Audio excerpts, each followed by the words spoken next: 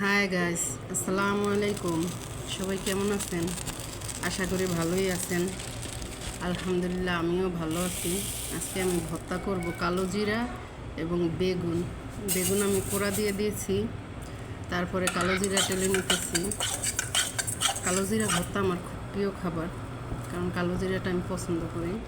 বেগুন ভর্তাও, ভর্তা জাতীয় জিনিসটাই আমার খুব প্রিয়, তাই আমি মাঝে মাঝে এই প্রবাসে থেকেও ভর্তা খাওয়া ভুলি না।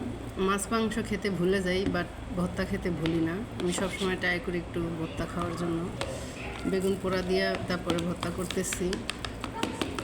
চাইলে আপনারাও ঘরে বসে খাইতে পারেন, প্রবাসী ভাই বোনেরা। কারণ আমি যেহেতু পারি, আপনারাও পারবেন ইনশাল্লাহ।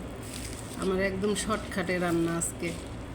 ভর্তা খুব আমার প্রিয় জিনিস, কারণ ম্যাডামও সরষের তেল আইনা দেয়, সমস্যা হয় না। কারণ বেগুন ভর্তার মেইন হচ্ছে সরিষার তেল। সরিষার তেল থাকলে আর কিছু লাগে না।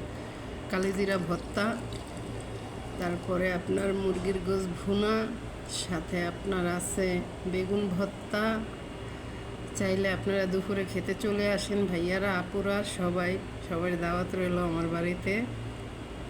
ভর্তা জিনিসটা সবারই কম বেশি হয়তো প্রিয় বা পছন্দ, বিশেষ করে মেয়েদের।